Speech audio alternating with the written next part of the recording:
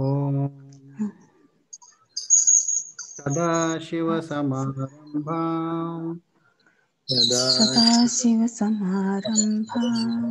శంకరాచార్యమధ్యమాం అస్మదాచార్యపర్యంతం వందే పరంపరాం. వాక్యకారం వరరుచిం భాష్యకారం పతంజలిం పాణినిం సూత్రకారం చ ప్రణమామి మునిత్రయం.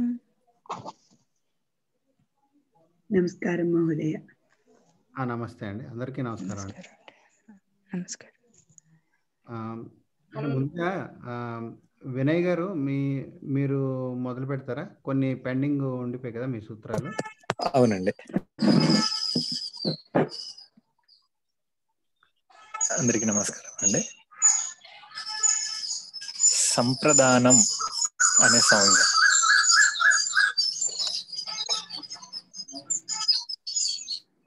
ఒక్క నిమిషం అండి, కొంచెం డిస్టర్బెన్స్ ఉంది, లోపలికి వెళ్తాను. అలాగండి, పర్లేదు.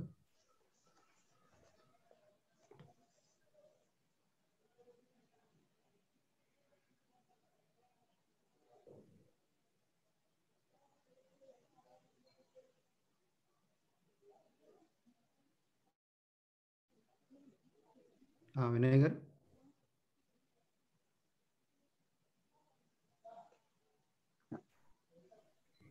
హరి ఓం. ఇప్పుడు వినిపిస్తుందండి? బాగుందండి ఇప్పుడు. సంప్రదానం అనే సంజ్ఞ అండి. ఈ సంప్రదానం అనే సంజ్ఞ చెప్పే సూత్రము కర్మణా యమభిప్రైతి స సంప్రదానం. కర్మణా యమభిప్రైతి స సంప్రదానం. ఇది విడదీసి చూస్తే కర్మణా యం అభిప్రైతి సహ సంప్రదానం.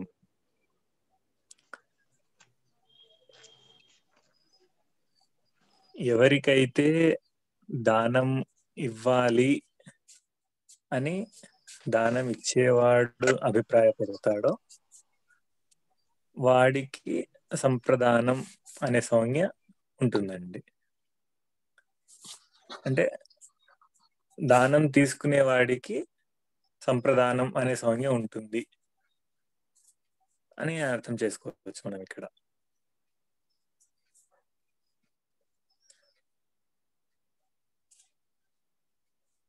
దానం ఇచ్చేవాడు ఎవరిని ఉద్దేశించి దానం ఇవ్వాలి అనుకుంటాడో అతనికి సంప్రదానం అనే సంజ్ఞ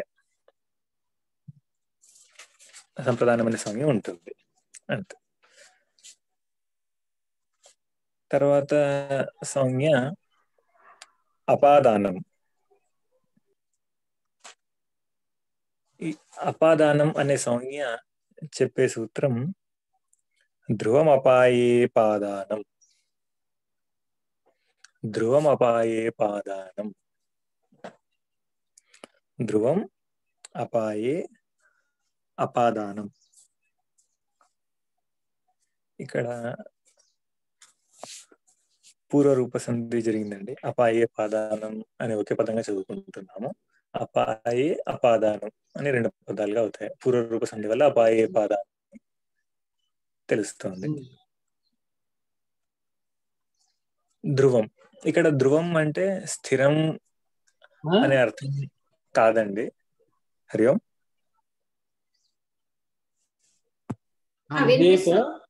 మధ్యలో కొంచెం ఏవో మాటలు వస్తున్నాయండి, పర్లేదు, మీరు కంటిన్యూ చేయండి దయచేసి. ఇక్కడ ధ్రువం అంటే స్థిరం అనే అర్థం కాదండి, అవధి అనే అర్థం అని చెప్పారు గురువు గారు. అవధి అంటే ఏదైతే ఏ భాగం అయితే ఉంటుందో, అంటే ఒక భాగం వెళ్ళిపోయాక ఇంకొక భాగం అలానే ఉంటుంది కదండి, పూర్వ రూపంలోనే ఉంటుంది. అది స్థిరంగా ఉందా లేకపోతే అస్థిరంగా ఉందా అనే విషయం ఇక్కడ కాదండి. ఏ భాగం ఒక భాగం వెళ్ళిపోయాక పూర్వ భాగం అంటే ఇంతకు ముందు ఉన్న భాగం ఒక భాగం దూరంగా వెళ్ళిపోయిన తర్వాత మిగిలిన భాగం ఏదైతే ఉంటుందో అది అవధిభూతం. అవధి అనే సంజ్ఞ కలిగి ఉంటుందండి. అది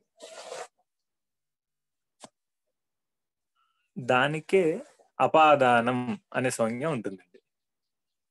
ఆ అవధి ఏదైతే ఉంటుందో దానికే అపాదానం అనే సంజ్ఞ ఉంటుంది. అంటే గురువు గారు మనకి స్థిరంగా ఉండదు అని చెప్పడానికి ధావతః అశ్వాత్ సైనికః అథవా బాలకః పతతి అని చెప్పారు. అంటే ఉరుకుతున్నటువంటి గుర్రం నుండి బాలుడు పడ్డాడు అని అనుకుంటాం. ఈ గుర్రము నుండి ఇది అపాదానం అనే సంజ్ఞ కలిగి ఉంటుందండి. అశ్వాత్ అంటే ఇది అపాదానం అనే సంజ్ఞ చెప్తూ పంచమి విభక్తిలోనే ఉంటుంది. అపాదాన సంజ్ఞ దేనికి ఏ రూపానికైతే కలిగి ఉంటుందో ఆ రూపం పంచమి విభక్తిలో ఉంటుందండి. ఇక్కడ ఉదాహరణలో ధావతః అశ్వాత్ బాలకః పతతి. ఈ అశ్వాత్ అనే పదానికి అపాదానం అనే సంజ్ఞ ఉంటుందండి. గ్రామాత్ సహ గచ్చతి లేకపోతే గ్రామాత్ వినయః గచ్చతి అనుకుంటాము. ఇక్కడ గ్రామాత్ అనేది అపాదానం అనే సంజ్ఞ కలిగి ఉంటుంది. అంతేనండి.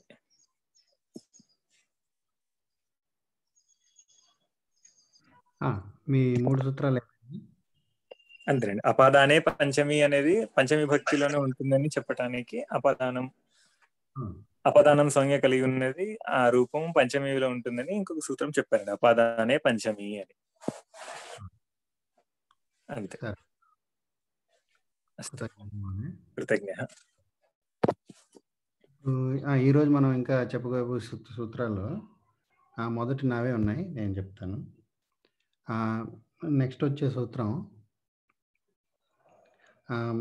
స్వం రూపం శబ్దస్య శబ్ద సంజ్ఞ. అంటే స్వం రూపం శబ్దస్య శబ్ద సంజ్ఞ. దానికి ఏంటిది సంధి విచ్ఛేదం చేస్తే స్వం అంటే ఇక్కడ మకారం పెట్టుకుంటామండి. ఇక్కడ ఇప్పుడు ఇంతకుముందు అనుస్వారాలతో ఉన్నది, ఇప్పుడు అంటే ఇక్కడ మకారం పెట్టి అంటే స్వం రూపం శబ్దస్య అశబ్ద సంజ్ఞ అని చెప్పారు. ఇక్కడ దీని అర్థం ఏంటంటే ముందు మొదటి 3 పదాలు చూద్దామండి. స్వం రూపం శబ్దస్య స్వం రూపం. ఇక్కడ ఇప్పుడు దీని అర్థం ఎలా అంటే ముందు అంటే వ్యాకరణ శాస్త్రంలో మనకి అంటే ఈ సూత్రాలు ఇవన్నీ ఈ సూత్రాల్లో ప్రతి శబ్దం కూడా అదొక ప్రతి శబ్దానికి ఒక సంజ్ఞ ఉంటుందండి. ఆ విధంగా చూసుకుంటే అంటే ఇప్పుడు ప్రతి శబ్దానికి విధించే ఆ సంజ్ఞ ఏమిటి అంటే మనం కొన్ని సంజ్ఞలు చెప్పుకున్నాం సూత్రాల పరంగాను. అవి కాకుండా ప్రతి శబ్దానికి కూడా సంజ్ఞ ఉంటుంది అంటున్నారు. ఇప్పుడు ఏమిటి ఆ సంజ్ఞ అంటే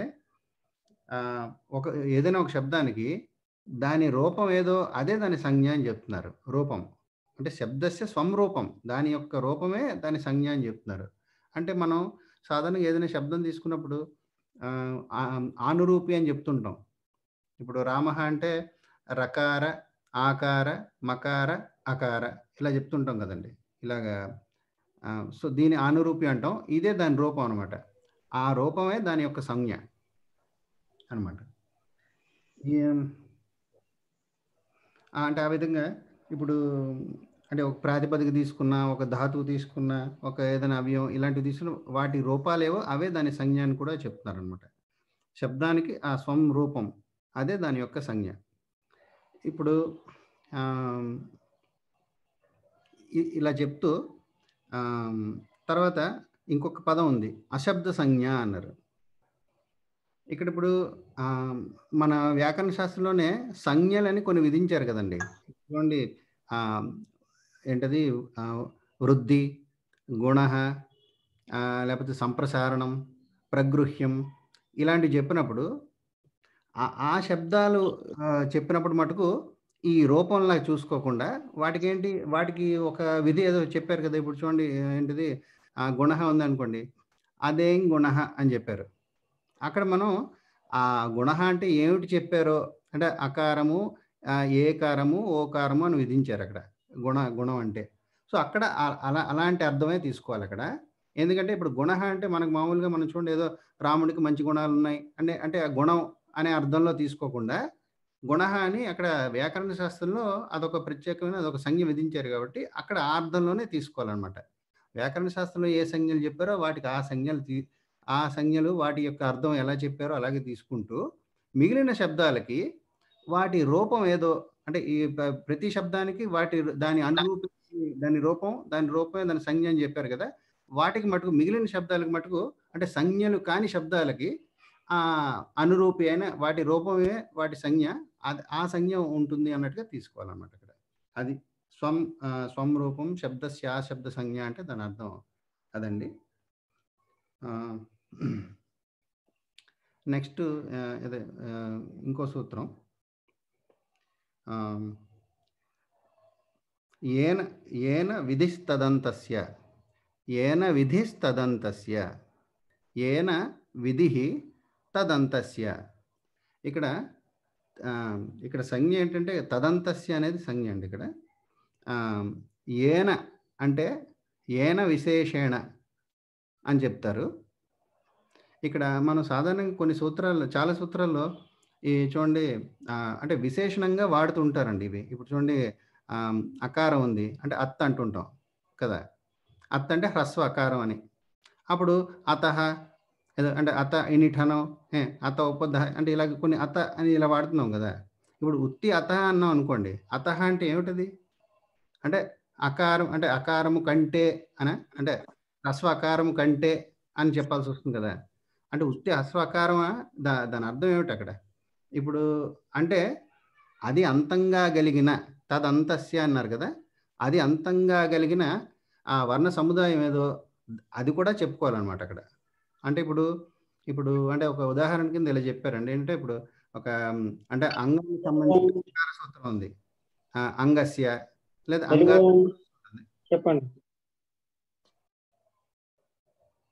పర్లేదు. ఇప్పుడు అంగస్య లేదా అంగాత్ అని ఈ అధికార సూత్రం వస్తుంటుందండి. ఇప్పుడు వాటికి ఆ అధికార సూత్రంలో ఎక్కడైనా మనకి అతః అని వచ్చిందనుకోండి. అప్పుడు అతః అంటే ఎలా తీసుకోవచ్చంటే అతః అంగాత్ అనమాట. ఇప్పుడు అతః అంగాత్ అంటే దాని అర్థం ఏంటి అంటే అంగాత్ అనేది మరి అధికారం కాబట్టి ప్రతి సూత్రంలో వస్తుంటుంది కదా! సో అంగాత్ అని కూడా వస్తుంటుంది. అతః అంగాత్ అంటే అక్కడ అదంతాత్ అంగాత్ అని తీసుకోవాలన్నమాట. అంటే అంగానికి చివరిలో వస్తుంది ఇది ఈ అకారం అనేది. సో అలా తీసుకోవాలి. ఇప్పుడు అంటే ఉత్తినే అతః అని ఉంటుంది సూత్రంలో సూత్రం ఒకటే చూసుకుంటే వదిలే అతః అని ఉంటుంది అక్కడ. కానీ అక్కడ మనం ఇవన్నీ ఇక్కడ అధికారంలో ఉంది ఈ అధికారంలో ఉంది కాబట్టి అంగాత్ అని జోడిస్తాం. అతః అంగాత్ అని వస్తుంది. అతః అంగాత్ అంటే ఏంటి? అదంతాత్ అంగాత్ అన్నట్లుగా తీసుకోవాలన్నమాట అక్కడ. అంటే అక్కడ తదంతస్య అనేది అక్కడ సంజ్ఞ కింద చెప్పుకొని దాని అంతంగా అంటే ఇది అంటే అతః ఈ అకారం అనేది అంతంగా కలిగిన ఆ పద కానీ అంటే ఆ వర్ణ సమూహం అంటే ఏంటంటే ఇక్కడ అంగం అనేది అక్కడ ఆ సమూహం అనమాట. ఆ వర్ణ సమూహం దాని యొక్క అంతంలో ఇక్కడ అకారం వస్తుందన్నమాట. అది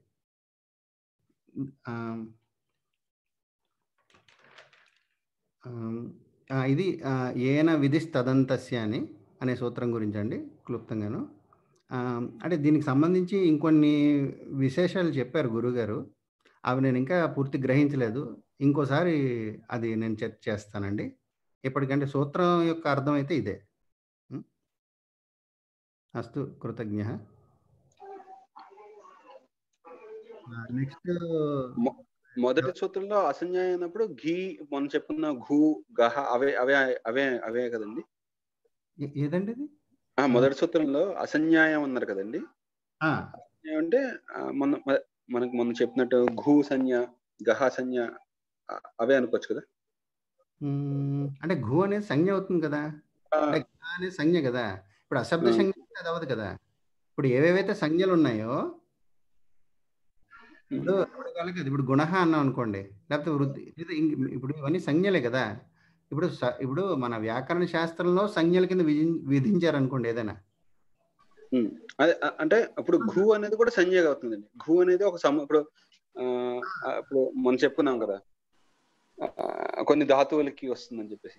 అవునవును, ఘు అనేది ఒక సంజ్ఞ ఉంది. ఇప్పుడు అసంజ్ఞాయం అనేది ఆ ఘు అనేది అసంజ్ఞాయంలోకి వెళ్తుంది కదా అని అడుగుతున్నా, అంతే కదా? అసంజ్ఞలోకి వెళ్ళమని కాదు, అది సంజ్ఞ. ఇప్పుడు ఇప్పుడు ఘు అనే దానికి ఎలా నేను చెప్పలేనండి ప్రస్తుతానికి. అంటే ఘూ వల్ల మనకి దార్థ అని 2 ఇచ్చారు కదండి. వాటిని చెప్పుకోవాలి మనం. ఆల్రెడీ ఒక సంజ్ఞగా చెప్పుకున్నాం.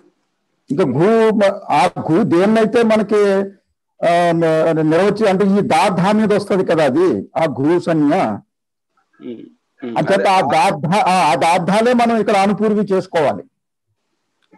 అదే అంటే ఈ సూత్రంలో ఆ సంజ్ఞాయం స్థానంలో ఈ ఘూ తీసుకోవచ్చు కదా అంతే. చెప్పుకోవచ్చు అంతేనండి.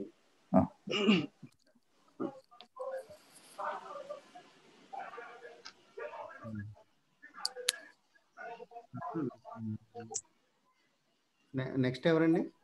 నేనండి, అన్నపూర్ణ. మీరు చెప్పండి. నమస్తే అండి. నేను చెప్పే సూత్రం ఏంటంటే ఇకో గుణవృద్ధి ఈ సూత్రం చెప్తున్నానండి. ఇప్పటివరకు మనం విధి సూత్రాలు మనం చూసాము, చెప్పారు. ఇప్పటివరకు మనకి చాలా విధి సూత్రాలు, సంజ్ఞలు చెప్పారు. ఇప్పుడు ఇది పరిభాషా సూత్రం అండి. దీన్ని పరిభాషా సూత్రం అంటారు.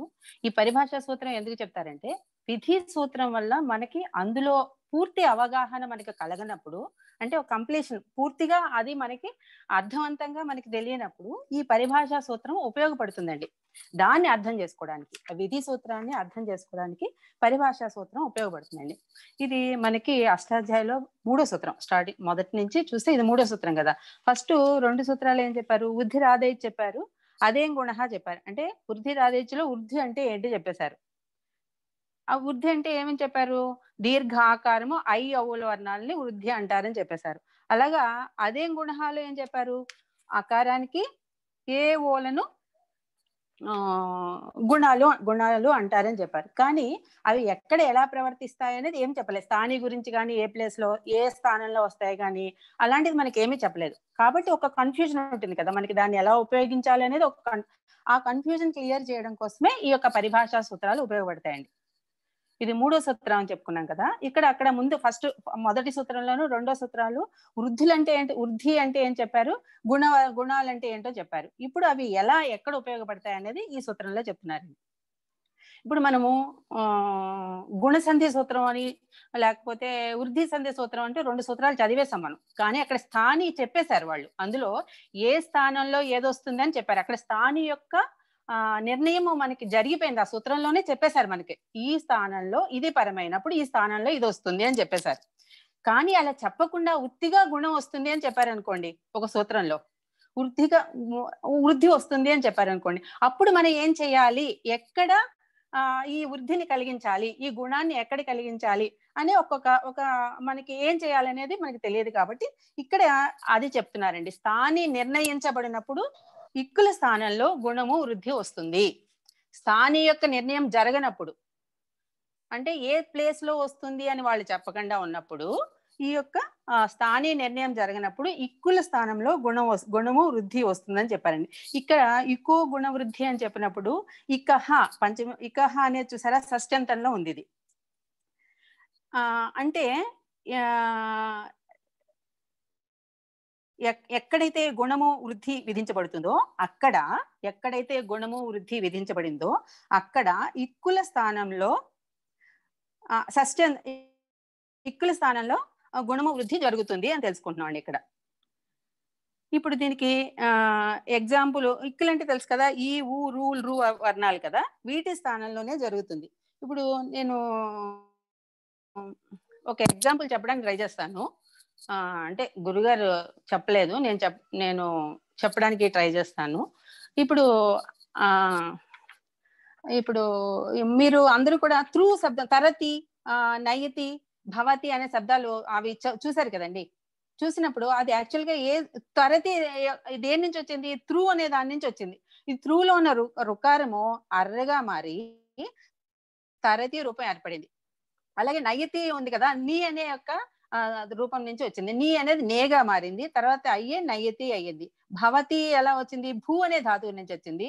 భూ అవ్వయి భవతి అనే రూపం వచ్చింది. అంటే ఇక్కడ ఎలా వచ్చింది అనే దానికి కూడా ఒకటి ఏంటంటే, ఇప్పుడు ఇందులో చాలా ఇంపార్టెంట్ గా గుర్తుపెట్టుకోవాల్సిన విషయం ఏంటంటే అండి, ఇక్కడ ముందున్న 2 సూత్రాల నుంచి గుణము వృద్ధి అనేవి అనువృత్తిగా తీసుకోవచ్చు. తీసుకున్న తర్వాత ఈ సూత్రంలో మళ్ళా గుణ వృద్ధి అని ఎందుకు చెప్పారు అని ఒక మనకి కలగచ్చు కదా, ఒక డౌట్ రావచ్చు కదా. అది ఎందుకని చెప్పారంటే ఇప్పుడు గుణ వృద్ధి అని సూత్రంలో చెప్పినప్పుడు మాత్రమే ఇక్కుల స్థానంలో గుణం గాని వృద్ధి గాని చెయ్యాలి. అలా చెప్పనప్పుడు ఇక్కుల స్థానంలో చేయకూడదు. నేను చెప్పేది అర్థమైందండి? ఇది ఒక చిన్నది మనం చాలా ఇంపార్టెంట్ గా గుర్తుపెట్టుకోవాల్సిన విషయము. ఒక సూత్రం ఉందనుకోండి, ఈ సూత్రంలో ఇక్కడ గుణం జరిగింది అని చెప్పారనుకోండి, అంటే వాళ్ళు ఎక్కడ జరిగింది ఏమీ చెప్పలేదు. గుణం జరిగింది అని, గుణం అనే పదం కూడా అనువృత్తిలో గాని సూత్రంలో గాని ఉన్నప్పుడు అప్పుడు మనము ఇక్కుల స్థానంలో అక్కడ గుణం గాని, వాళ్ళు చెప్పినట్టు గుణం గాని వృద్ధి గాని చెయ్యాలి. అలా కాకుండా అనువృత్తిలో గాని సూత్రంలో గాని ఆ గుణము అని వృద్ధి గాని అనే పదం కనుక, ఆ సంజ్ఞని కనుక ఉపయోగించపోయినట్లయితే గనక మనకి అలోంత్యస్య పరిభాష ఉంది కదా, అలోంత్యస్య అనే ఒక సూత్రం ఉంది కదా, దాని సూత్రం ప్రకారం చివరిలో ఉన్న అల్లుకి అక్కడ వాళ్ళు చెప్పింది చెయ్యాలి. ఇప్పుడు ఫర్ ఎగ్జాంపుల్ మీరు త్యజాదీనాం అని ఒక సూత్రం చదివామండి. మేము త్యజాదీనాం అనే ఒక సూత్రం చదివాం. నామహ త్యజాదీనామహ అనే ఒక సూత్రం చదివామండి. ఇక్కడ తద్దనే సర్వనామ శబ్దానికి విభక్తులు పరమైనప్పుడు అకారం వస్తుందని చెప్పారు. అకారం అంటే గుణమే కదా, అకారం అంటే అక్కడ గుణమే కదా. కానీ అది ఎక్కడ వస్తుంది అంటే అది దకారానికే వచ్చింది.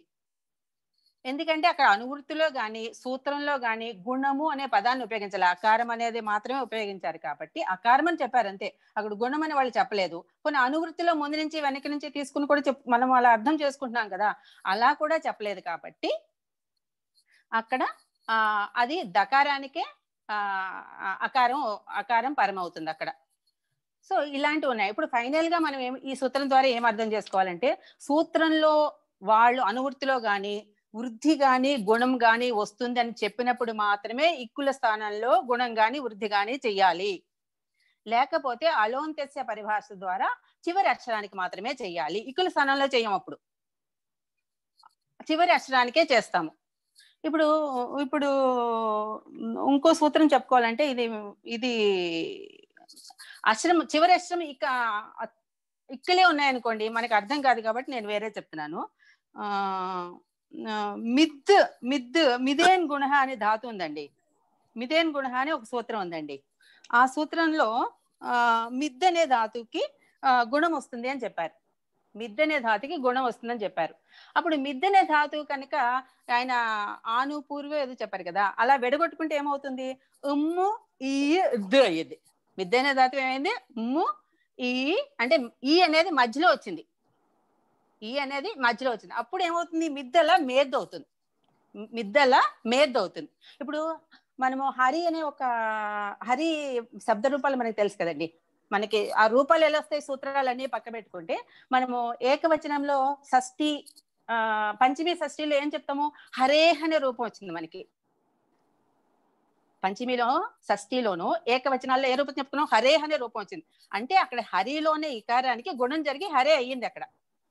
అంటే సూత్రం గురించి మనం వెళ్ళట్లేదు, కానీ దానికి దీనికి డిఫరెన్స్ ఎక్కడో ఉందంటే, అక్కడ ఉన్న హరిలోని ఇకారము చివరే ఉంది కాబట్టి చివరున్న అక్షరానికే అనుకోకుండా ఉండడం కోసం ఈ ఎగ్జాంపుల్ చెప్పాను.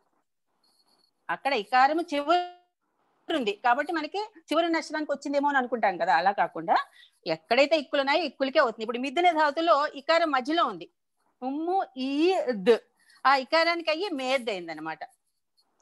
సో ఈ సూత్రం ప్రకారం ఇంకో గుణవృద్ధి సూత్రం ప్రకారము సూత్రంలో గుణము వృద్ధి జరగాలి అని చెప్పినప్పుడు మాత్రమే స్థానిని నిర్ణయించకుండా, స్థాని వాళ్ళు చెప్పకుండా గుణము వృద్ధి జరగాలి, గుణం గాని వృద్ధి గాని వస్తుందని చెప్పినప్పుడు ఇక్కుల స్థానంలో రావాలి, లేకపోతే అలోంత్యస్యలాగా చివరి ఉన్న ఆ అల్లుకు వస్తుంది. అంతే అండి, ఇకో గుణ వృద్ధికి అంతే అండి. తర్వాత ఇంకో సూత్రము దీనికి ఇంకో సూత్రం నాకు ఇచ్చిన సూత్రం ఏంటంటే అండి, అచశ్చ అచహ ఛ అచశ్చ అనే సూత్రం ఒకటి ఇచ్చారండి నాకు. దీని అర్థం ఏంటంటే, దీనికి కూడా మనము వృత్తిని చెప్పుకున్నప్పుడు హస్వదీర్ఘ ప్లుత శబ్దై ఎత్ర అచ్ విధీయతే తత్ర అచహ ఇది సస్యంతం పదముపతిష్టతే అని చెప్పారండి. అంటే ఎక్కడైతే దీర్ఘము ప్లుతము హస్వదీర్ఘ ప్లుతాలు అనే శబ్దాల చేత చెప్పబడుతుందో అక్కడ ఆ పదాలు ఎక్కడ విధించబడాలి? అవి అచ్చు స్థానంలో విధించబడాలి. అసలు అది యాక్చువల్గా ఇది మనకి ఒక అవగాహన ఆల్రెడీ మనందరికీ ఉంటుంది, కానీ వాళ్ళు సూత్రపరంగా చెప్పారండి. మనకి హస్వదీర్ఘ ప్లుతాలు దేనికి విధిస్తాము? అచ్చులకే వస్తాయి, కానీ వ్యంజనాలకు విధించాం కదా. హస్వదీర్ఘ ప్లుతాలు దేనికి ఉంటాయి? అచ్చులకే ఉంటాయి. అదే చెప్పారు ఇక్కడ. హస్వదీర్ఘ ప్లుతాలు విధించబడినప్పుడు ఆస్వం వస్తుంది, దీర్ఘం వస్తుంది, ప్లుతం వస్తుంది అని చెప్పినప్పుడు అది అచహ స్థానంలోనే, అంటే అచ్చు యొక్క స్థానంలోనే వస్తుంది. అంటే ఇక్కడ కూడా షష్ఠిలో అది చెప్పారు, అక్కడే వస్తుంది అని చెప్పారండి. అశ్వదీర్ఘ ప్లుతాలు విధించబడినప్పుడు సూత్రం ద్వారా అశ్వదీర్ఘ ప్లుతాలు విధించబడినప్పుడు అవి అచ్చుల యొక్క స్థానంలోనే వస్తాయి. దీనికి ఎగ్జాంపుల్ మనం ఇందాక ఎగ్జాంపుల్ తీసుకున్నా కూడా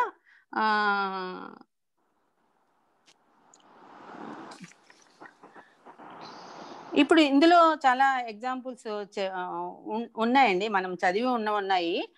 ఫర్ అంబార్ధ కృష్ణ సూత్రం ఏంటి? అంబార్ధ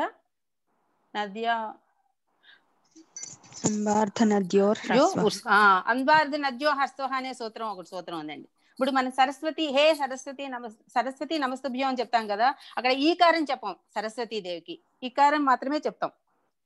ఎందుకు చెప్తాం అట్లాగా అంటే కనుక అక్కడ ప్రథమైక వచనంలో హస్వం రావాలని విధించారు వాళ్ళు. దాని యొక్క రూపం అయితే కనుక సరస్వతి అనేదే రూపం ఆవిడది.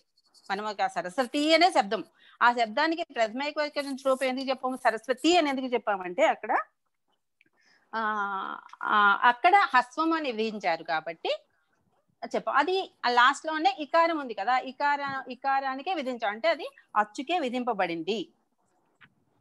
అది సంబోధన కాదండి, అది సంబోధనలో అండి, సంబోధనలో అండి. నేను ప్రథమైక వచనం అన్నా, సంబోధనలో అండి.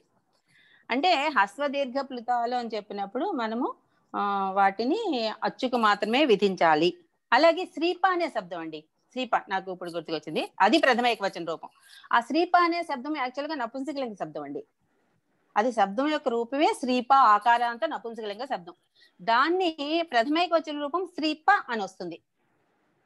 అక్కడ ఈ విభక్తి పరమైనప్పుడు అది హస్వంగా మారాలి, శ్రీప అనే రూపం రావాలని ఒక సూత్రం ఉంది. సో ఈ హస్వదీర్ఘ ప్లుతాలు ఈ సూత్రం మొత్తం, ఈ సూత్రం ప్రకారం ఇది అచహచ్చ అనే సూత్రంలో ఏంటంటే హస్వదీర్ఘ ప్లుతాలు అచ్చులకు మాత్రమే విధింపబడతాయి. అది కనుక సూత్రంలో ఇది విధించారు అంటే మనం అచ్చుకే విధించాలి, అంతే అండి. అచ్చుల స్థానంలోనే వస్తుంది అని అయిపోయిందండి నాదంతే.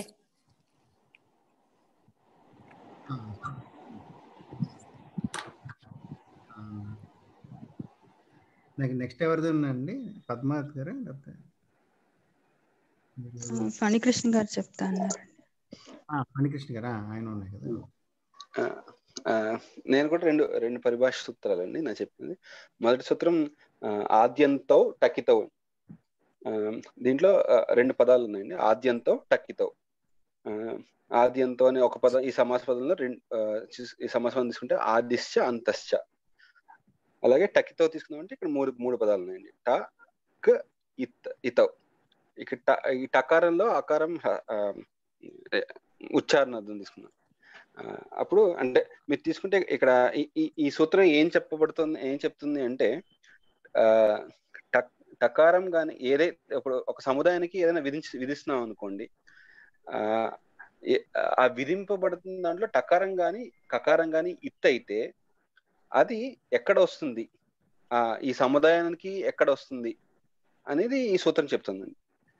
ఇప్పుడు మనం తీసుకున్నప్పుడు ఇప్పుడు టకిత్తో మూడు అనుకున్నాం కదా, 3 పదాలు ఉన్నాయి అనుకుంది. ట అక్ ఇత్ అంటే టకౌ ఇతౌ అనుకోవచ్చండి. టకారం కకారం ఇత్తులైన వాటి అనుకోవచ్చు. టకౌ ఇతౌ యయోహ తౌ వేటికైతే తకార కకారాలు ఇత్తయ్యాయో అవి ఈ అంటే రెస్పెక్టివ్ దేని క్రమంగా తీసుకోండి. ఆదికి టకారం తీసుకోవాలి, అంతాకి కకారం తీసుకోవాలంటే తీసుకుంటే టకారం కనుక ఇత్ అయితే ఆ సముదాయానికి ఆదిగా అవయవంగా వస్తుంది. అలాగే కకారం ఇత్ అయింది అనుకోండి, ఆ సముదాయానికి అంతంగా అవయవంగా వస్తుందండి. అది ఈ సూత్రం చెప్తుందండి. అంటే ఫర్ ఎగ్జాంపుల్ మీరు ఏమైనా ఒక విధింపబడిన దాంట్లో టకారం కకారం దేని వల్ల అంటే ఏ సూత్రం వల్ల మనం ఆల్రెడీ చదువుకున్నాం కదండి. ఇప్పుడు టకారం దేని వల్ల ఇత్తవచ్చు, హలంత్యం వల్ల ఇత్తవచ్చు, చుట్టూ వల్ల ఇత్తవచ్చు. అలాగే కకారం ఉందనుకోండి, అది కూడా హలంత్యం వల్ల ఇత్తవచ్చు, లషక్ పద్ధతి ఆ సూత్రం వల్ల కూడా ఇత్తవచ్చు. అంటే ఆ విధింపు ఏదైతే విధిస్తున్నామో దాంట్లో ఈ 2 టకారం గాని కకారం గాని ఇత్ అయితే ఏ సూత్రం వల్ల అయినా అది ఆ సముదాయానికి అవయవంగా వస్తుంది. టకారం గనక ఇత్ అయితే ఆదిలో అవయవంగా వస్తుంది. కకారం గనక ఇత్ అయితే అంతంలో అవయవంగా వస్తుంది ఆ సముదాయానికి. ఇదే సూత్రం చెప్పేది ఇదే. టకితో ఆద్యంతో స్తహ ఏ తకార కకారాలు ఇత్ అయితే ఆది అంతాలుగా క్రమంగా వస్తాయి, అవయవంగా వస్తాయి. తర్వాత ఇది కూడా ఇంకో పరిభాష సూత్రం అండి. మిద్ అచోంత్యాత్ పరహ, మిద్ అచోంత్యాత్ పరహ. ఇక్కడ ఈ సంధి విచ్ఛేదం చేస్తే మిత్ అచహ అంత్యాత్ పరహ, అంత్యాత్ తర్వాత పదం పరహ. అంటే ఇది కూడా మిత్ అంటే మకారం ఇత్ అయింది. ఏదైనా సముదాయానికి ఒకటి విధింపబడినప్పుడు దాంట్లో మకారం కనుక ఇత్ అయింది అనుకోండి, అది మిత్ అన్నది. ఈ మకారం హలంత్యం సూత్రం ప్రకారం ఒకటే అదే హలంత్యం సూత్రం ద్వారానే ఇత్ అవుతుంది, ఇంకే ఏ సూత్రం వల్ల ఇత్ అవ్వదు. అయితే అదేంటి ఎక్కడొస్తుంది, ఇది కూడా అంతే. మిత్ అయితే ఎక్కడొస్తుంది, ఆ సముదాయానికి ఎక్కడొస్తుంది అని చెప్పే సూత్రం ఇదే. మనం ముందు చదువుకున్న సూత్రం ఏంటి, కకారం ఇత్ అయితే ఎక్కడొస్తుందో ఆ సముదాయానికి ఎక్కడొస్తుంది చదువుకున్నాం. ఇది మిత్ అయితే ఎక్కడొస్తుంది చదువుకుంటున్నాం. ఈ సూత్రంలో ఇంకా పదాలు అచహ అంత్యాత్ అంటే అంత్యమైన అచ్చుకి వస్తుంది, అంత్యమైన అచ్చుకి పరంగా వస్తుంది.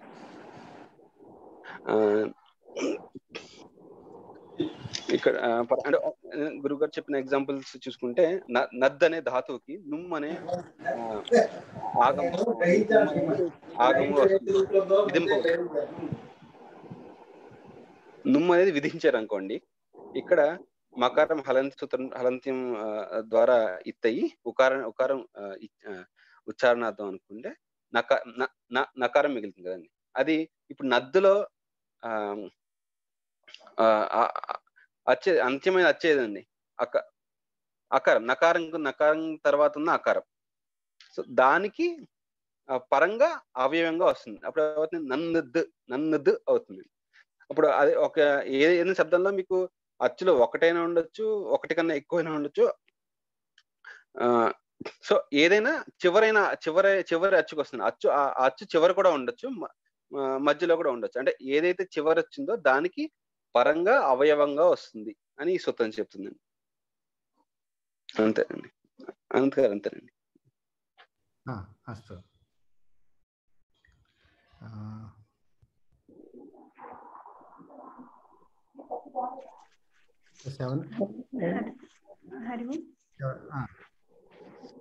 అనంత్ గారు అవయవంగా వస్తుంది. అవయవంగా అంటే ఏంటి? అవయవం దాంట్లో ఒక భాగం అనుకో, భాగంగా వస్తుంది. ఆగమం అవుతుందండి, పార్ట్ అనమాట. అందులో పార్ట్, అందులో ఒక భాగంగా వస్తుంది.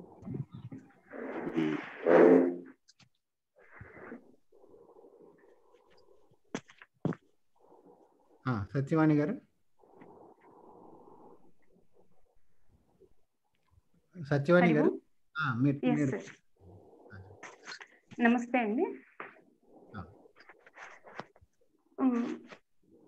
ఇప్పుడు సూత్రములందు షష్ఠి ఉన్నప్పుడు, ఇప్పుడు మనం చెప్పుకోబోయే సూత్రం వచ్చేసి షష్ఠి స్థానే యోగా.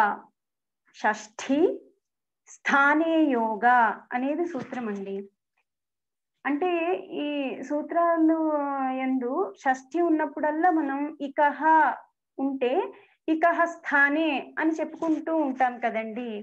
హలహ అంటే ఉంటే కనుక మళ్ళీ హలహ స్థానే అని, ఈ రకంగా షష్ఠిలో షష్ఠి పక్కన స్థానే అని పదం చేసుకుంటూ ఉంటాం కదా. ఆ స్థానే అని పదం పెట్టుకోవచ్చు అనేటటువంటి అర్హత కల్పించిందండి ఈ సూత్రము. ఈ సూత్రమే షష్ఠి స్థానే యోగా అని సూత్రం. ఇక్కడ షష్ఠి అంటే ఎటువంటి షష్ఠి? మామూలుగా మనం శాస్త్రంలో వాడుకునే షష్ఠి వేరండి. అంటే షష్ఠి అంటే ఇక్కడ ఎక్కడ వాడతాం మనము? జన్యజనక భావము లేదా స్వస్వామి భావ సంబంధము. ఇప్పుడు ఉదాహరణగా అనుకుంటే రాజ్ఞః కుమారః దశరథస్య పుత్రః, ఇలాగ అక్కడ ఒక సంబంధం ఉంటుంది. అంటే జనకుడు జన్యుడు లేదా స్వం స్వామి, ఈ రకమైనటువంటి సంబంధాలు ఉంటాయి అక్కడ కదా. అంటే షష్ఠికి అక్కడ సంబంధం మాత్రమే ఉంది. అక్కడ సంబంధం ఉంటేనే షష్ఠి అవుతుంది అని చెప్పారు అక్కడ కదా. మరి ఇక్కడ ఇక్కులకి ఎన్నులకి నిర్ధారితమైన సంబంధం ఏమైనా ఉందా అంటే అది లేదు కదా. అలాగా ఇక్కకి ఎన్నుకి ఏమీ ఉండదు కదా, సంబంధం ఏం లేదు. అలాంటివి ఉన్నప్పుడు ఏం తీసుకుంటాము అంటే స్థానేన యోగా బోధ్య. స్థానం అంటే మనకి ప్రసంగము అని అర్థం అండి. స్థానం అంటే ఏంటండి? ఇక్కడ ప్రసంగము అని అర్థం. ఈ పదము సూత్రంలో చూస్తే స్థానే యోగా అని ఒకటే పదం అండి. స్థానే యోగా అంటే స్థానముతోటి, అంటే స్థానే అనే పదముతోటి సంబంధించి ఉంటుంది. అంటే అక్కడ స్థానే అనే పదాన్ని చెప్పుకోండి అని మాత్రమే అండి. ఆ తర్వాత మనం చూసుకున్నట్టయితే వ్యాకరణ శాస్త్రంలో స్థానం అంటే ప్రసంగము అని అర్థం కదా. అంటే షష్ఠి ఉన్నప్పుడు దానికి సంబంధం చెప్పుకోండి అంటే షష్ఠి యొక్క ప్రసంగం వచ్చినప్పుడు షష్ఠి చేత ఇకహ అనే పదం తీసుకున్నాం అనుకోండి. ఇకహ అనే పదం తీసుకుంటే అంటే ఇక్కడ ఇక్కు యొక్క స్థానము అంటే అర్థం ఏంటి? ఇక్కు యొక్క ఇకహ స్థానే అంటే అర్థం ఏంటి? ఇక్కు యొక్క ప్రసంగం వచ్చినప్పుడు దాని స్థానంలో ఎన్ను యొక్క ప్రసంగం చేయండి. అంటే ఇక్కు స్థానంలో ఎన్ను విధించడం అంటే భావం ఏంటండి? ఇక్కడ ఇకహ ప్రసంగే ఎన్ ఉచ్చారణీయః అని శాస్త్రపరంగా ఇలాగా మనం అర్థం చెప్పుకోవచ్చండి. ఇక్కడ నియమం ఏంటి? నిమిత్తం ఉండాలి కదా. అంటే అచ్చుపరంగా ఉన్నప్పుడు ఇప్పుడు ఇకహ స్థానే అంటే అర్థం ఏంటి? ఇకహ ప్రసంగే అని. ఇక్కుల యొక్క ప్రసంగం వచ్చినప్పుడు ఆ ఇక్కుల బదులుగా ఎన్నులను ఉచ్చరించుకోండి అని అర్థం. ఈ సూత్రం ప్రకారము మనం అర్థం చెప్పుకుంటే ఇప్పుడు మనం ఈ షష్ఠి స్థానే యోగా అని ఇది మనం బ్రీఫ్ గా అర్థం చెప్పుకున్నామండి. ఆ తర్వాత మరి ఒక పరిభాష అండి. తస్మిన్నితి నిర్దిష్టే పూర్వస్య, తస్మిన్నితి నిర్దిష్టే పూర్వస్య అంటే మనం ఈ పరిభాష ఇదివరకు తెలియకపోయినా దీనికి సంబంధించి మనం విని ఉన్నామండి. అంటే ఉదాహరణగా ఇకో ఎనచి ఉంది. అచి అంటే మనం సప్తమిలో అచి పరే అంటున్నాం కదా. అలాగే హలి అంటే హలి పరే, గుణే గుణే పరే అని ఇలాగ చెప్పుకుంటున్నాం కదా. కానీ తర్వాత గురువు గారు ఏం చెప్పారంటే శాస్త్రరీత్యా అలాగా చెప్పకూడదు, మనకి తాత్పర్య అర్థం చెప్పుకుంటున్నాము అని. అంటే రెండిటికి అర్థం ఒకటే అయినా సరే విధానంలో ఏం చెప్పుకోవాలి అంటే ఇప్పుడు చూడండి, ఇకో ఎణచి ఉంది. మనం ఏం చెప్పుకుంటున్నాము? అచ్చు కంటే పూర్వమందున్నటువంటి ఇక్కు స్థానంలో ఎణ్ అని మార్చుకున్నాం కదా. అచ్చు కంటే పూర్వమందున్నటువంటి ఇక్కు స్థానంలో ఎణ్ అని మార్చుకున్నాం. అంటే పూర్వం మనకు ఎలా చెప్పుకునే వాళ్ళం ఇది వరకు? మనము ఇక్కు స్థానంలో ఎణ్ చేయాలి అచ్చు పరంగా ఉంటే అని అలాగా అనేవాళ్ళం కదండి. అక్కడ అలాగ కాదు, ఇలాగా అని మార్చి చెప్పిన కారణం ఏంటి అంటే ఇదే సూత్రము అని చెప్పారండి. ప్రస్తుతం ఈ సూత్రం ద్వారా మనము అలాగ మార్చుకోవచ్చు అని. అంటే తస్మిన్ అంటే సప్తమిలో ఉంది కదండి. అంటే అచి, హలి ఇలాంటి పదాలు తస్మిన్ ఇది అంటే సూత్రముల యందు సప్తమ్యంతములో ఉండేటటువంటి పదములు అని అర్థం. సూత్రముల యందు సప్తమ్యంతములో ఉండేటటువంటి పదములు అని అర్థం అండి. అంటే తస్మిన్ నితి ఇది మతు ప్రత్యయంలో చెప్పినప్పుడు కూడా మనం చదివాం కదండి. అంటే ఇప్పుడు ఇక్కడ తస్మిన్ అనేటువంటి సప్తమ్యంతంలో ఉండి ఏదైనా పదం ఉండి కార్యం చెప్తూ ఉంటే అది దేనికి వస్తుంది అంటే తస్మిన్నితి నిర్దిష్టే పూర్వస్య. నిర్దిష్టే అనేది పదానికి కూడా అర్థం ఏంటి అంటే దగ్గరగా ఉచ్చరిస్తే. నిర్దిష్టే అనేది ఏంటంటే అర్థము దగ్గరగా ఉచ్చరిస్తే, నైరంతర్యంగా ఉచ్చరిస్తే చెప్పినట్లయితే. అంటే ఇప్పుడు మధ్యలో అచ్చి అంటే ఇప్పుడు అచి అనే పదము తీసుకుంటే దానికి నైరంతర్యంగా అంటే మధ్యలో ఏ గ్యాప్ లేకుండా వచ్చిన ఇక్కుకి అంటే పూర్వంగా ఉండేటటువంటి ఇక్కుకే అని.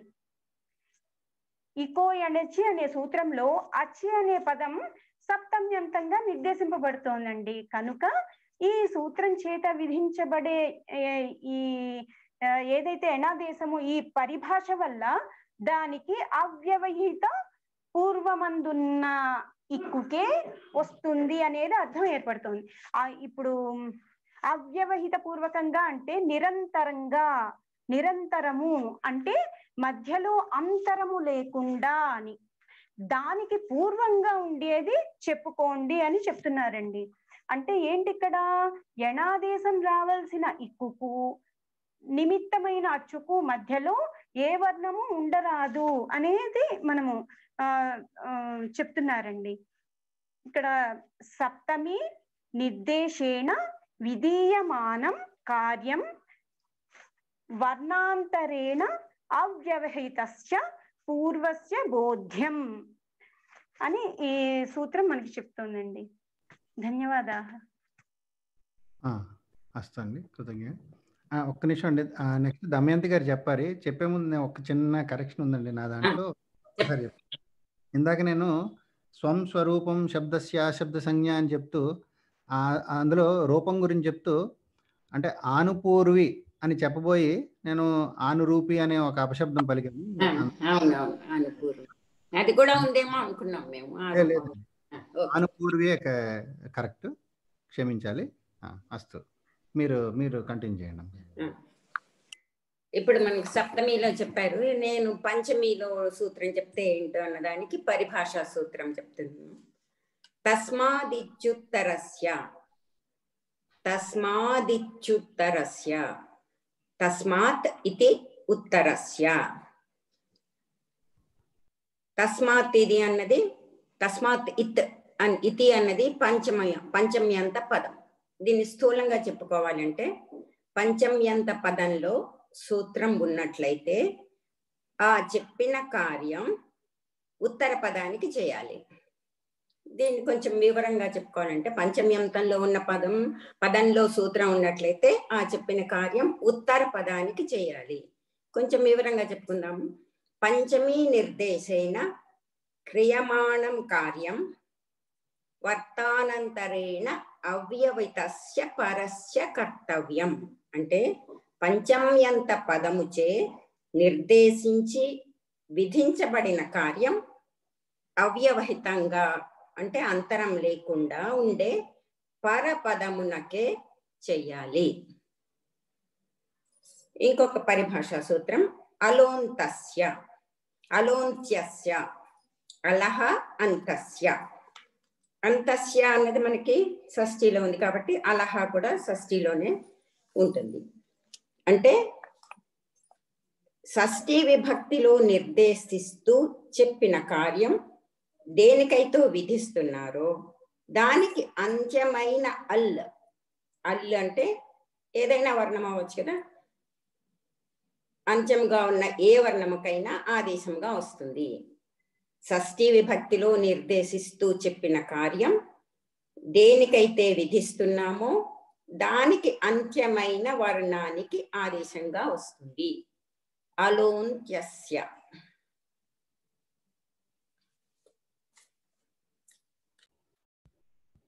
అస్తు. నెక్స్ట్ పద్మావతి గారండి. అవునండి, నమస్కారం అండి. ఇప్పుడు దమయంతి గారు చెప్పినట్టు అలోంత్యస్య చెప్పారు కదండి. అంటే షష్ఠీ విభక్తి అంతంలో నిర్దేశించిన పదంతో నిర్దేశించిన ఏదైనా కార్యం అది ఎక్కడ వస్తుంది అంటే ఎక్కడ నిర్దేశించారో దాని అంత్యమైన అల్లుకి వస్తుంది అని చెప్పారు కదా. షష్ఠీ నిర్దిష్టమానం కార్యం తదంత అల్ స్థానే కరణీయం అని చెప్పుకున్నాం. అంటే షష్ఠీ విభక్తి అంతం పదంతో చెప్పిన ఏదైనా కార్యము అంత్యమైన అల్లు స్థానంలోనే వస్తుంది, మొత్తం పదానికి కాకుండా ఆ పదం యొక్క అంత్య అల్లు స్థానంలో వస్తుంది అని చెప్పారు. అలాంటిదేనండి ఈ సూత్రం కూడా. తర్వాత సూత్రం నిత్య అనేది. ఇది నిత్య అనేది ఏం చెప్తుందంటే ఒక ప్రత్యయంలో ఏదైనా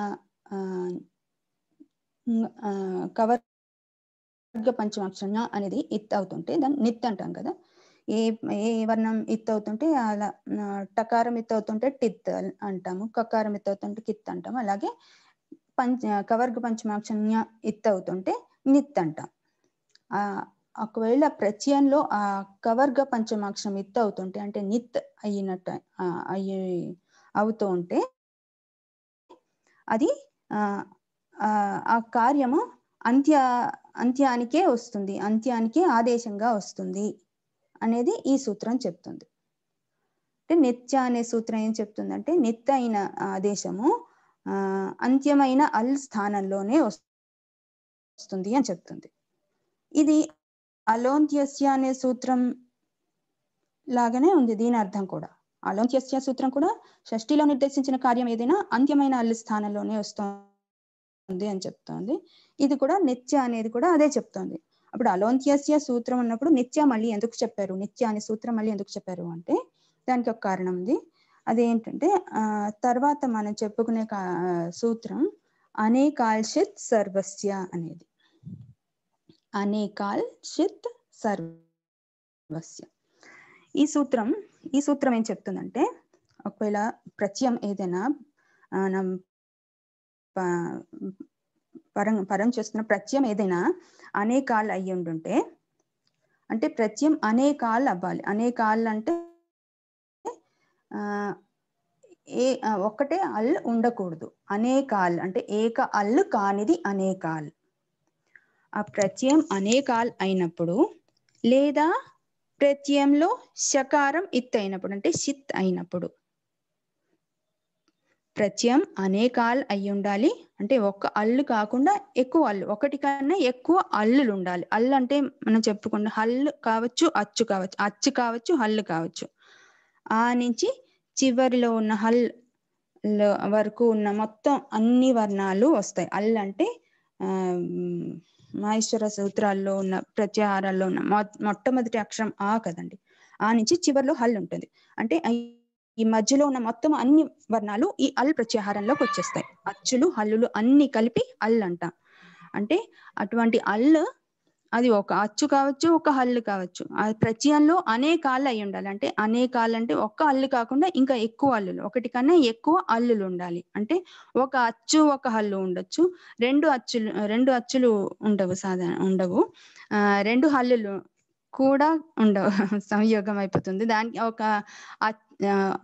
ఒక అచ్చు ఒక హల్లు ఉండొచ్చు, ఒక అచ్చు 2 హల్లులు ఉండొచ్చు. అలా ఒకటి కన్నా ఎక్కువ హల్లులు ఉండాలి ప్రత్యయంలో.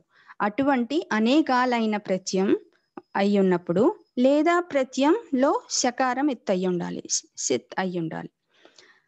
ఇటువంటి ఈ 2 సందర్భాల్లోనూ ప్రత్యయం అనేకాలైనప్పుడు లేదా సిత్ అయినప్పుడు అటువంటి ప్రత్యయము అది ఆదేశము పూర్వానికి అంతటికి సర్వస్య స్థాని అంతటికి ఆదేశంగా వస్తుంది.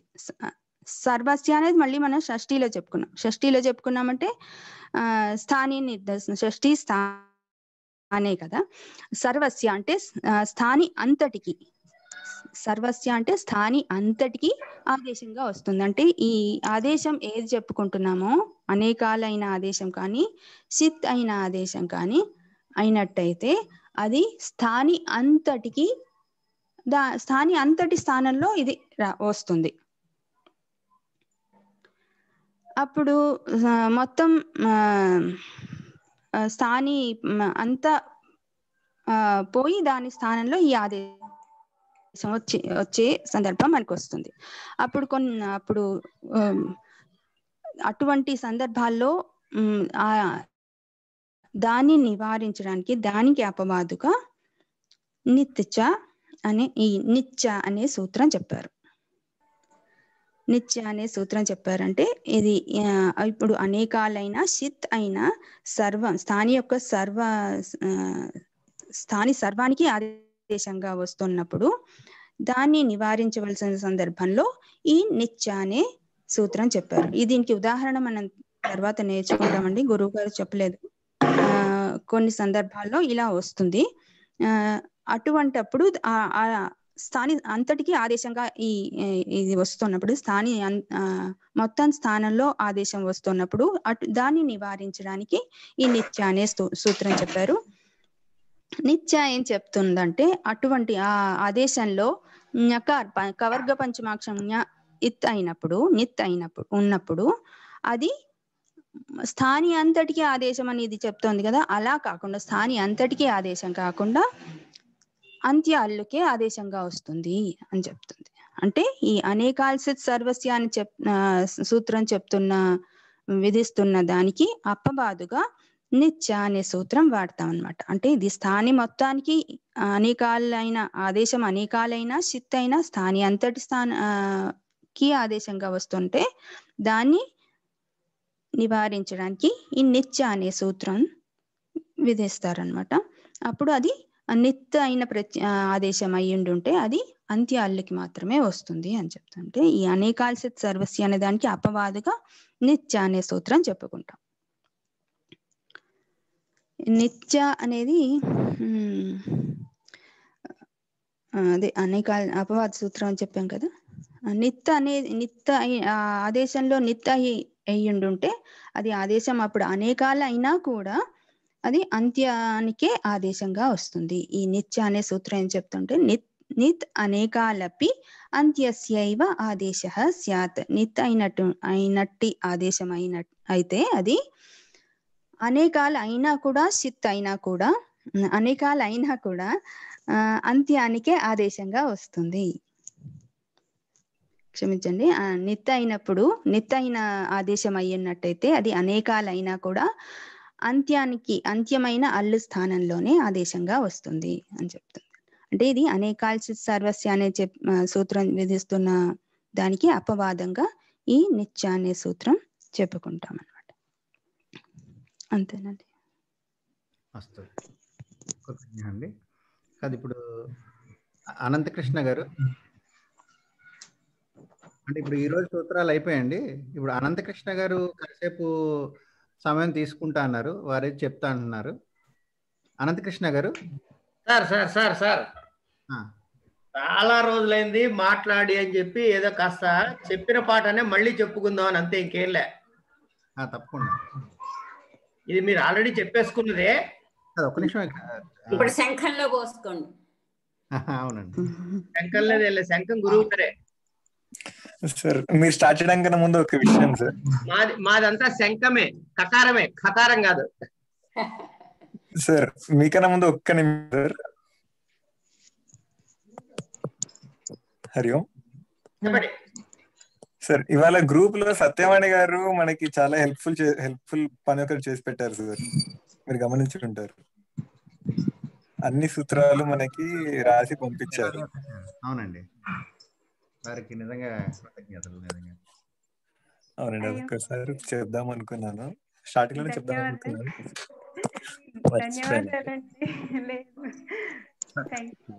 ఇవాళ 13 కూడా కలిపేసి రాసేయండి, మొత్తం అయిపోతాయి. అవునండి, అంటే ఆవిడలాగా మనం కూడా చెయ్యాలి అని నేను అనుకుంటున్నానండి. పూర్తిగా తీసుకోవాలి. అందరం రాద్దామండి, అందరం రాసి పెడదాం. కృతజ్ఞత. సార్ తీసుకోండి సార్.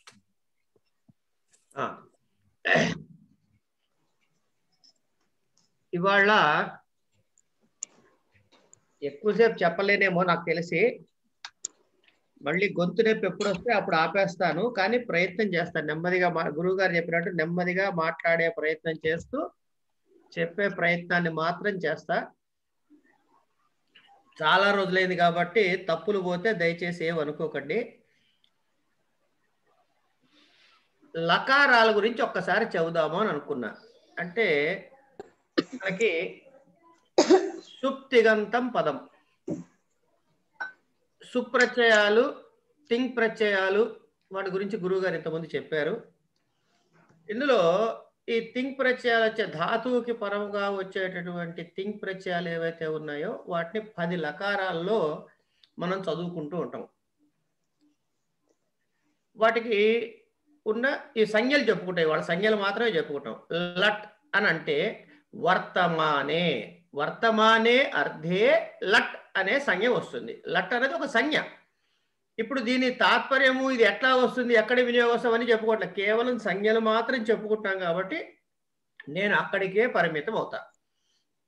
లట్ అనే సంజ్ఞ దేనికంటే వర్తమాన కాలములో అనే అర్థములో వాడతాము.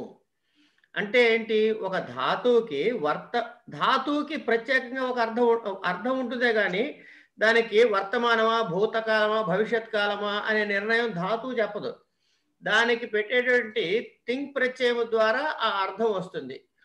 అట్లా వర్తమానము అనే అర్థంలో చెప్పదలుచుకున్నప్పుడు లట్ అనే సంజ్ఞ, ప్రత్యయము లేక సంజ్ఞ రెండు అనొచ్చు. లట్ అనేది ప్రత్యయము ప్లస్ సంజ్ఞ కూడా అది అంటారు. అంటే ఒక వర్తమానం అంటే ఏంటండి అని పెద్ద ప్రశ్న. ఒక పని ప్రారంభం చేసుకుని అది ముగియకుండా ఉండాలి, ఇంకా నడుస్తూ ఉండాలి, కంటిన్యూస్ అనమాట, అది వర్తమానము. ఇది లట్. ఇవన్నీ ఎన్ని ఉన్నాయంటే 10. ఇవి ఎట్లా 10 గుర్తు పెట్టుకోవాలి అంటే, ముందు లట్ టకారంతో ఎండ్ అయ్యేవి చివరిగా ఉన్నటువంటి 6 ఉంటాయి. తర్వాత నకారంతో ఉండేవి 4 ఉంటాయి. ఇవన్నీ వరుసగా మనం అచ్చులు వరుసలో రాసుకుంటూ వెళ్ళిపోవచ్చు. ఆలో ఆ, ఈ, ఉ, అరు, ఏ, ఓ 6. ఇందులో వీటిని లకారాన్ని తగిలించండి. లట్, లిట్టు ఈ వరుసలోనే వస్తాయి. లట్, లిట్టు, లుట్టు, రుట్టు, లేటు, లోటు. లేట్ అన్నది వైదికమైన పరిభాషలో వస్తుంది కాబట్టి దాన్ని మనం చెప్పుకోవటం లేదు. లేట్ పక్క, లేట్ వేదే అంటారు. లడ్ వర్తమానే లేట్ వేదే అన్నప్పుడు వేదంలో వచ్చేది అది మనం చెప్పుకోవటం ప్రస్తుతంలో. అదే వరుసలో మళ్ళీ మిగతా 4 నకారాలకి, అంటే లంగ్, లింగ్, లుంగ్, లుంగ్ 4, ఈ మొత్తం కలిపి 10. అయితే మరి 9 అయిపోయినాయి కదండి, 10 ఎక్కడ వచ్చాయి మరి ఇప్పుడు? 10 లకారాలు అంటున్నారు కదా అంటే, లింగ్ అనేటటువంటి ఇది 2 రకాలుగా చెప్తారు. విద్యాదిషు లింగ్ ఒకటి, ఆశీర్ లింగ్ అని ఒకటి, 2. అది వచ్చినప్పుడు చెప్పుకుందాం. ఇక వర్తమానం అయిన తర్వాత లిట్. లిట్ అన్నది పరోక్షే లిట్ అన్నది సూత్రం. పరోక్షే లిట్ అంటే పరోక్షం అంటే దీనికి 2 పదములు మళ్ళీ అనువృత్తిగా తెచ్చుకుంటాం. ఏమిటది? భూతే అనద్యతనే అనే 2 పదాలు అనువృత్తిగా తెచ్చుకుంటే అనద్యతనే పరోక్షే లిట్ అవుతుంది. అంటే ఏంటి?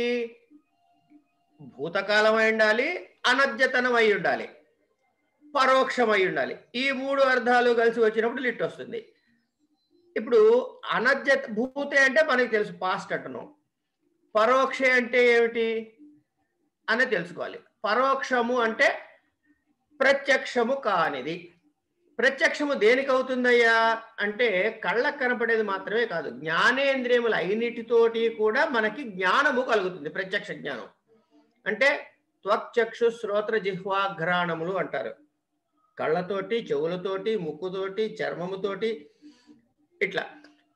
అయితే ఈ జ్ఞానం మనకు కాకుండా ఇంకోళ్ళకి కలిగింది, ఇంకో విధంగా కలిగింది. అంటే ఫలానా వాడు అలా అన్నాడుట, చెప్పాడుట, చేశాడుట అనే ప్రయోగాలు మనం వింటూ ఉంటాం. ఇందులో ఉన్న ఈ టకారమే పరోక్షం అన్నమాట. మనకి తెలియదు జరిగినట్టు, వాడు చెప్పాడు కాబట్టి మనకి తెలిసింది. ఇట్లాంటి ఇది పరోక్షం అంటే. మరి అద్యతనము కాక అనద్యతనం అంటే ఏమిటి?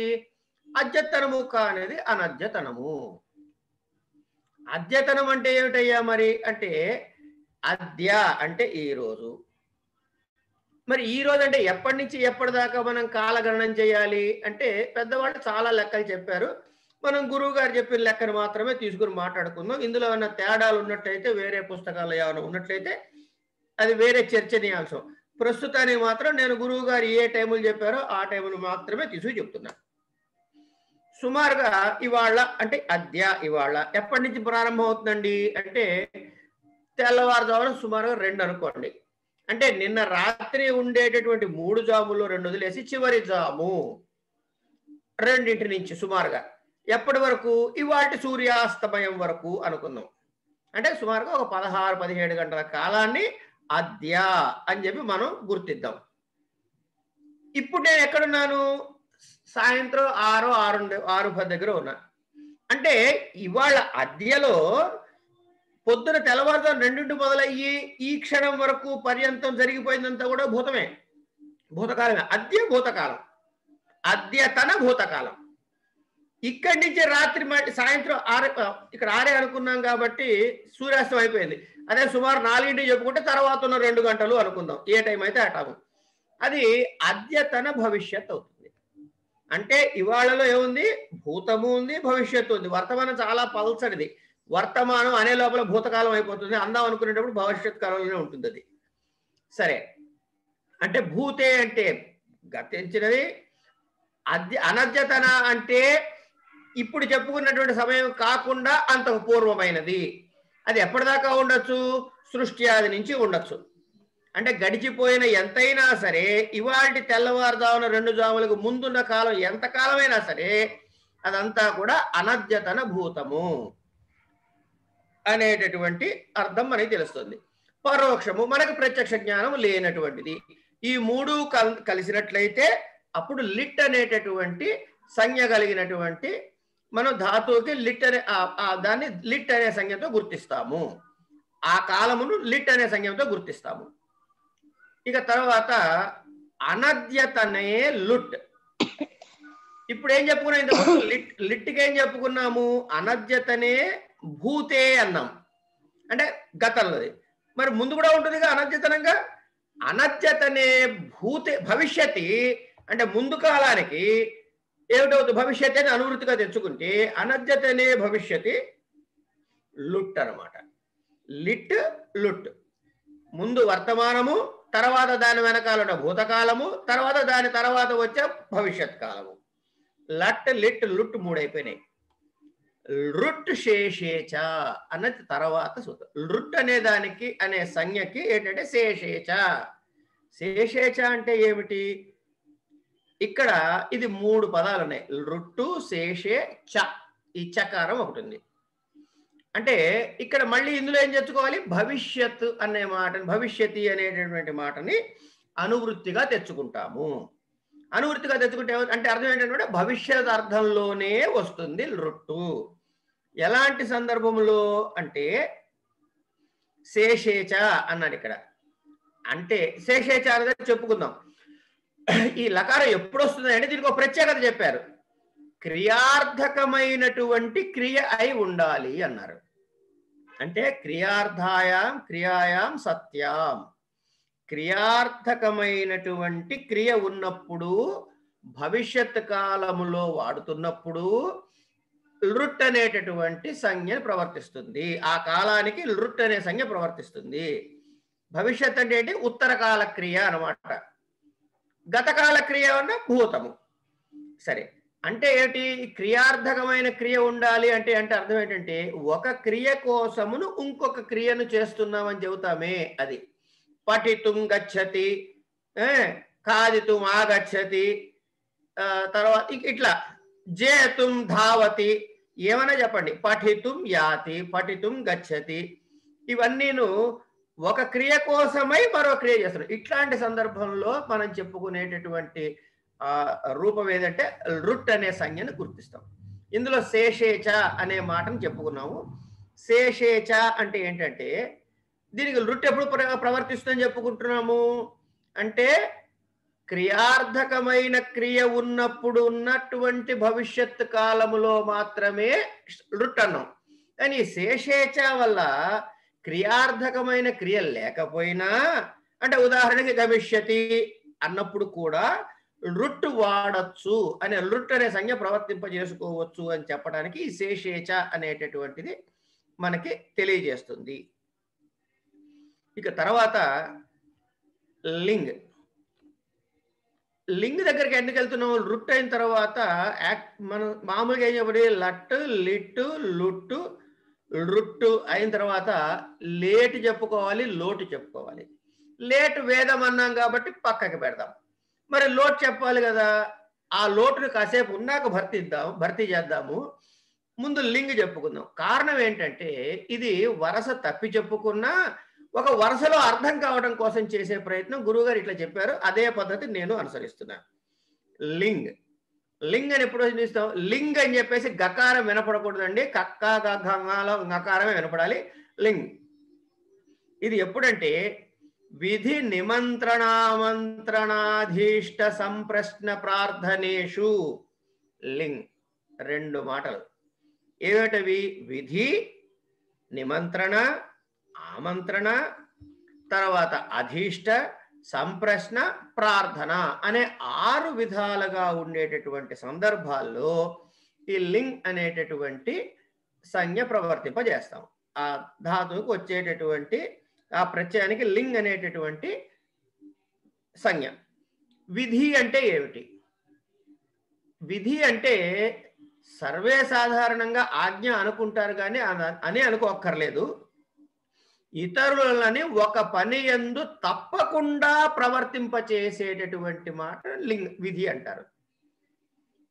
ఇక నిమంత్రణ అంటే ఏమిటి అంటే ఇది ఆజ్ఞ కాదు. మన ఇంటికి ఏదైనా ఏ సత్యనావ్రతమో ఏదో చెయ్యాలి, ఒక బ్రాహ్మణ్ణి పిలుస్తాము, ఆయన తప్పకుండా రావాలి అని అది ఆజ్ఞ. ఆయన ఆజ్ఞాపి నువ్వు వచ్చి తీరాలి అని ఆజ్ఞాపించట్లే, కానీ తప్పకుండా రావాలి. ఇలా పిలిచే సందర్భాన్ని నిమంత్రణ అంటారు.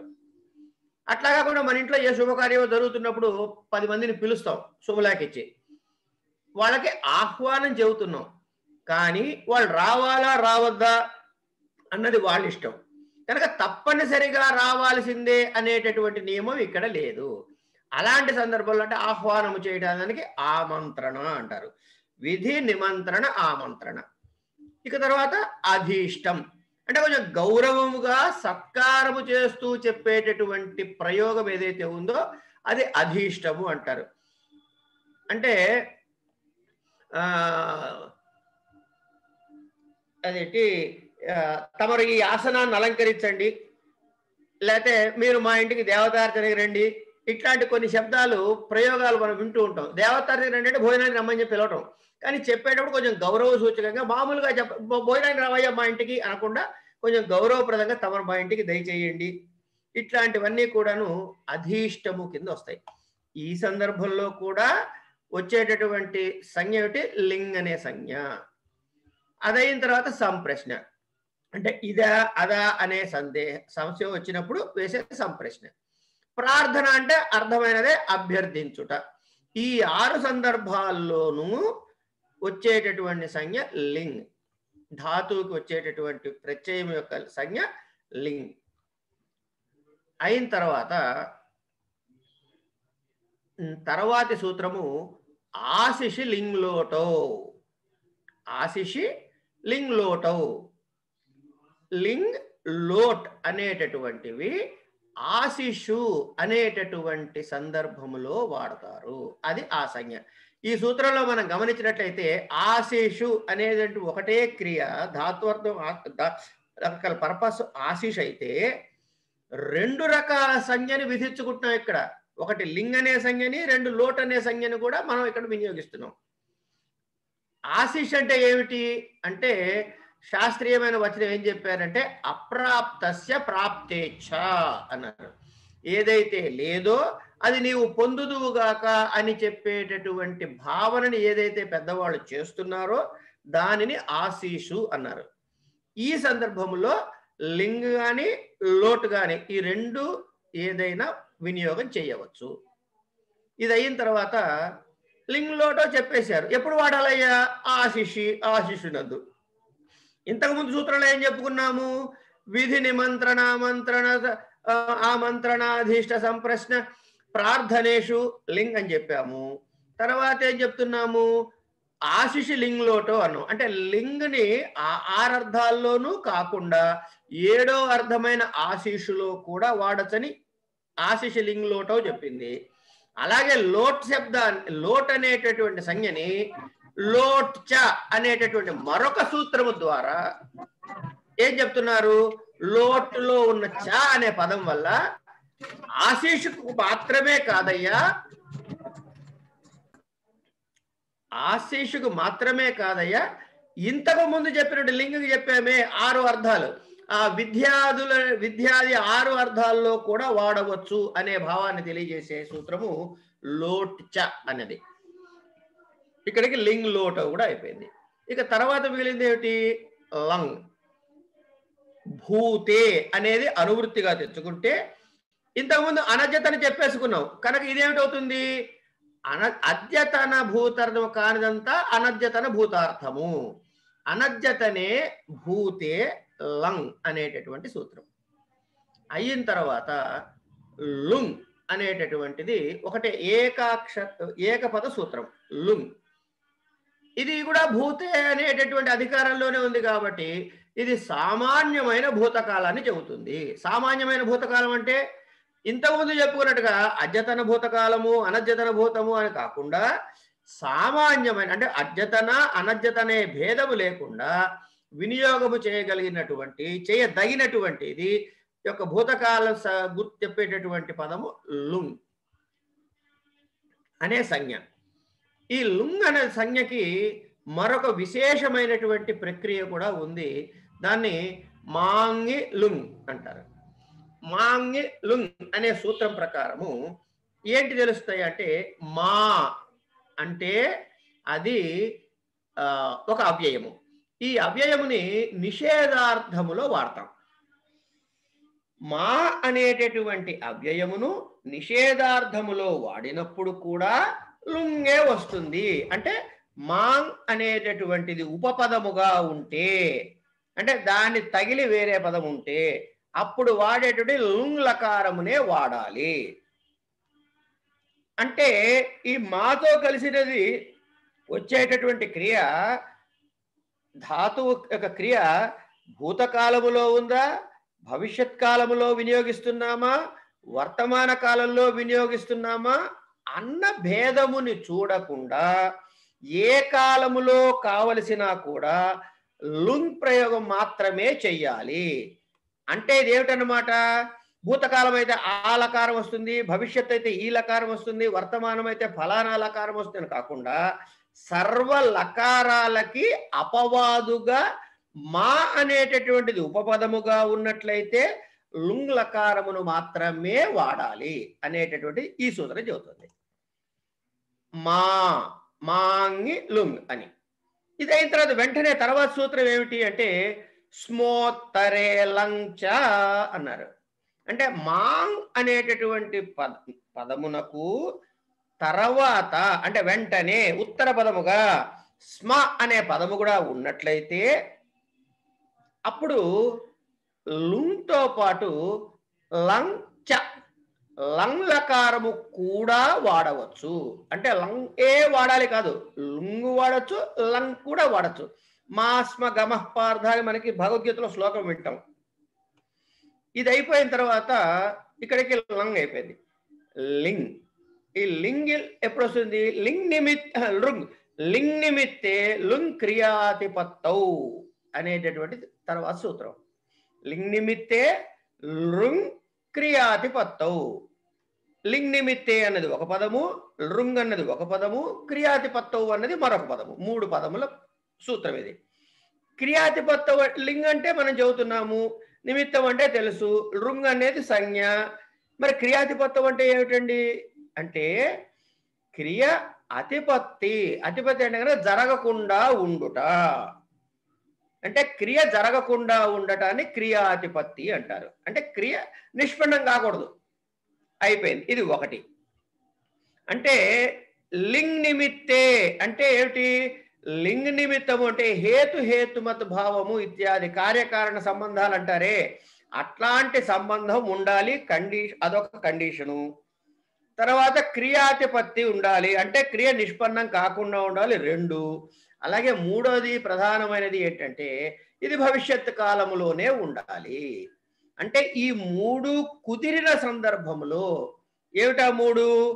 క్రియాతిపత్తి, తర్వాత హేతుమద్భావం ఇత్యాది భావములు, భవిష్యత్ కాలము.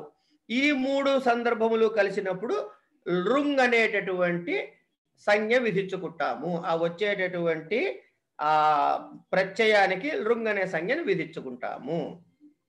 ఇది ప్రస్తుతానికి నాకు అర్థమైనంత వరకు, విని గుర్తు పెట్టుకున్నంత వరకు లకారాల మీద నేను అనుకున్నటువంటిది. ఇందులో ఏమన్నా మార్పులు చేర్పులు ఉంటే తర్వాత పెద్దలు చెప్తారు కాక. నాకు ఒక్క చిన్న సందేహం. ఈ చివరి దాంట్లో నిమిత్తే క్రియాతిపత్తౌలో ఆ 2 కాకుండా భవిష్యత్తులో ఉండాలా, లేకపోతే భవిష్యత్తులో చెప్పుకుంటామా? భవిష్యత్తులో ఉండాలి ఆ ప్రయోగం. భవిష్యత్తులో చెప్పుకుంటాం. అదొకటే సందేహం.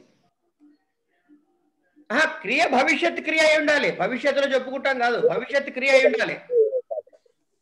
అంటే గురువు గారు చెప్పిన ఉదాహరణ చెప్పాలంటే, బాగా వర్షించి ఉన్నట్లయితే పంటలు పండి ఉండేవి అంటారే. ఇప్పుడు పండలే, ఇంకా పండి ఉండేవి. భవిష్యత్తులో చెప్పుకున్నట్టుందా? అది భవిష్యత్తు ఉండాలని అది కొంచెం నాకు అర్థమైంది. అది నాకు కొద్దిగా డౌట్. ఆ క్రియ భవిష్యత్ అంతే. అదే నాకు అట్లా అనిపించింది. అదే అంటే ఒకటి పాస్ట్ టెన్స్, అంటే కారణం పాస్ట్ టెన్స్, దాని తాలూకు ఎఫెక్ట్ ఏమో ఫ్యూచర్.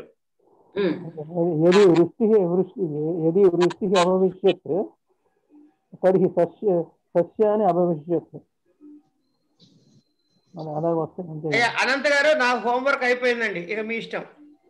అనంత్ గారు, ఒక 2 నిమిషాలు టైం ఉంది, మీ ఇష్టం. అనంత్ గారు, గురుగారు చెప్పండి. అదే మా దోర్బల్ వారు వచ్చారా? ప్రభాస్ గారు వచ్చారా? ఈ రోజు రాలేదండి. ఓకే, జోషి మహోదయ అత్ర భూతేజ ఇది సూత్రమపి ఉక్త్వా అదే తర్వాత మనం చెప్పలేదు, అంటే కౌముదిలో ఇప్పటిదాకా లేదు. కానీ ఎలా ఉంది నీకు, ఎలా అనిపించింది వాళ్ళ పాఠం వాళ్ళు చెప్పడం?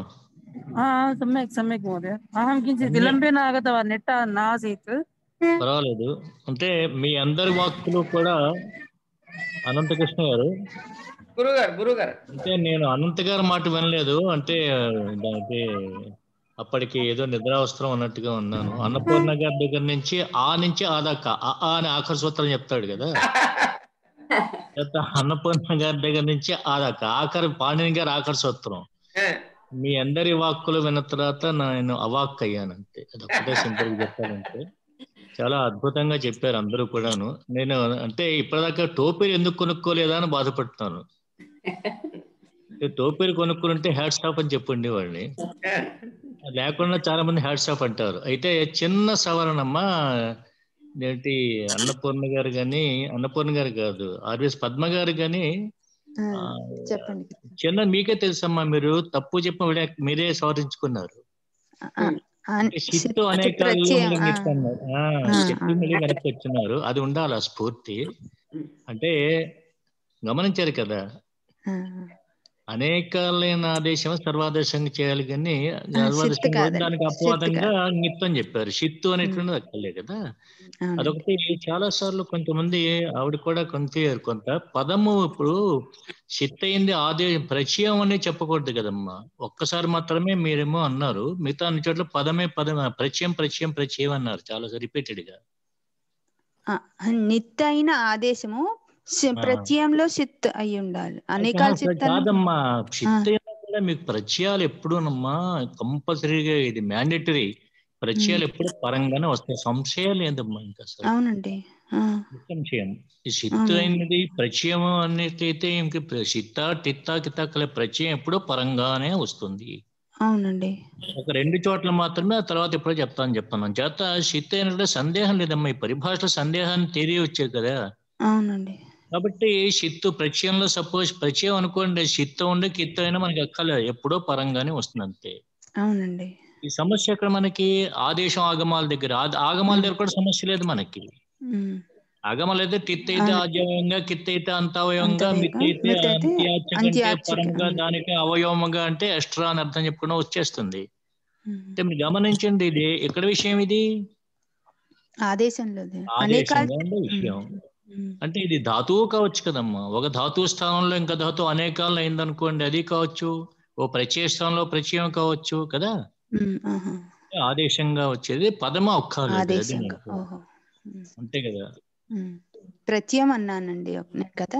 అదే ప్రత్యయం అన్నారు ఒకసారి, మాత్రం ప్రత్యేక ఆదేశం అని అన్నారు. ప్రత్యయం రిపీటెడ్ గా అన్న ఆదేశం అని కూడా అన్నారు. అంటే కంగారు పడుతున్నారమ్మా మీరు, అసలు కంగారు పడకూడదు. అనంతకృష్ణ గారు ఎంతో స్పీడ్ గా కంగారుగా చెప్పేవారు. ఇవాళ చూడండి నిండా చాలా ఏమిటి మాట ఎలాగ చెప్పాలో అర్థం కాదు. ఆయన దగ్గర మీరు అప్రెంటిస్ మీరు లా కోర్స్ చేస్తారమ్మా, మంచి లాయర్స్ అవుతారమ్మా మీరందరూ. ఏది చెప్పాలో నేను కూడా, నన్ను లకారాల దగ్గర నేను చెప్పినప్పుడు మీరందరూ అబ్బో చాలా అర్థం చేసుకోవడం చాలా కష్టం, రకరకాలు చేశారు. నాకుండే అపవాదాన్ని పోగొట్టారు అనంతకృష్ణ గారి చేత ప్రత్యేకంగా కృతజ్ఞ. పాఠం చెప్పినప్పుడు అందరూ చాలా భయపడిపోయారండి. ఏం లేదండి, లేదండి, అదే భయం పోగొట్టారంటున్నా, మీరు టెంపరేచర్ తగ్గించారంటున్నా. నేను చెప్పేది అదే. చాలా అందంగా ఉందండి క్లాస్ ఇవాళ. రేపు కూడా తదితరులు అందరూ చెప్పేశారమ్మా ఈ క్లాస్ లో మీకు అందరికి.